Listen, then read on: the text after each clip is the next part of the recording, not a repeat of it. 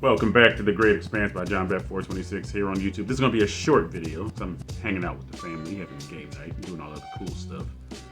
Make it a priority to hang out with your family, the more you know.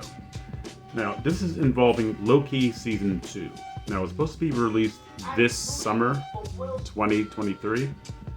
But it says, the headline, Loki Season 2 release date might be later than you think. I wonder why. The website is Inverse, and the author is Livy Scott. Or Livy, I don't know. I'll spell the name as soon as you do. It says Marvel Cinematic Universe is now knee-deep in some serious interdimensional conflict. Jonathan Majors' Kang the Conqueror made big waves in Ant-Man and the Wasp: Quantumania, and though he appeared to be defeated by the titular duo, he will, of course, return very soon. I guess that's their excuse for nerfing him so bad in the movie. So will the innumerable variants teased in the film. Quantumania introduced a very specific Kang variant in its post-credits stinger.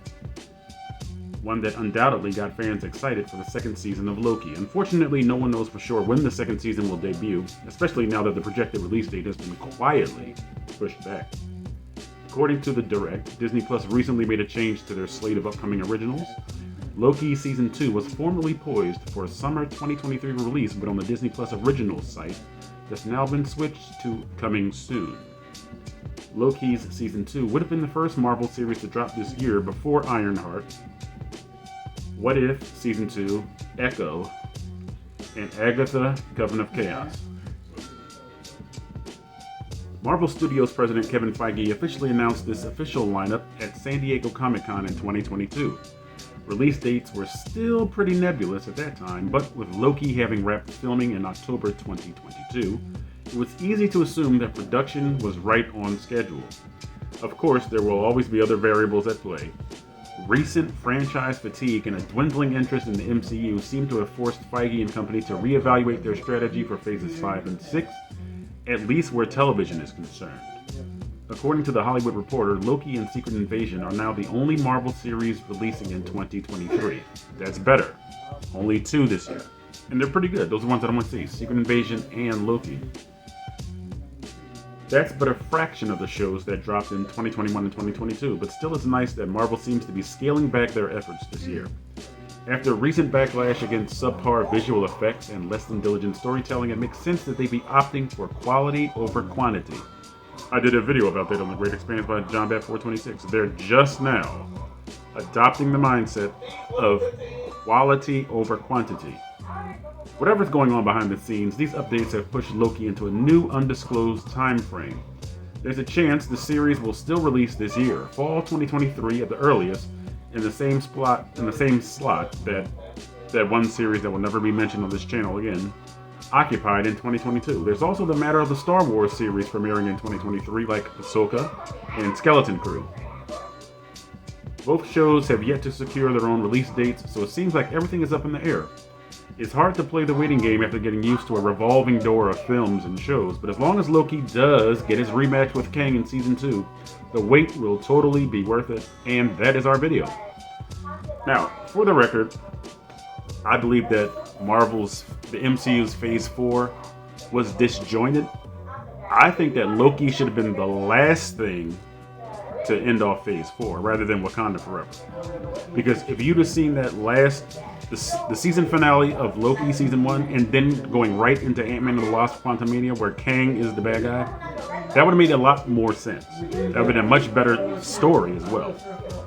But Kang, not a good trajectory so far. And the sad thing about it is the way that Jonathan Majors portrayed He Who Remains in the Season 1 finale of Loki compared to the way Kang the Conqueror was portrayed in the Quantum Realm in Ant-Man and the Wasp: Quantumania is light years apart. The first one was very interesting. The first one is very engaging. This second one was just kind of, he had no time powers in the Quantum Realm. So they just really nerfed him. His chronokinesis was very limited. Like, he could still move space and time, but he had no foreknowledge of anybody. Remember the question, are you the one with the hammer? Come on, Kang don't know nothing. Why even have him in? He didn't have his full powers. But according to this, Loki Season 2 probably will be pushed back because Marvel is really reevaluating a lot for Phase 5 and Phase 6 because of the backlash and the reception to the MCU. And hopefully it's for the better. As they said, there's only going to be 2 series in 2023, Loki Season 2 and Secret Invasion, which I'm really looking forward to. I think Secret Invasion will tie into Captain America New World Order, which comes out, I think, next year in 2024.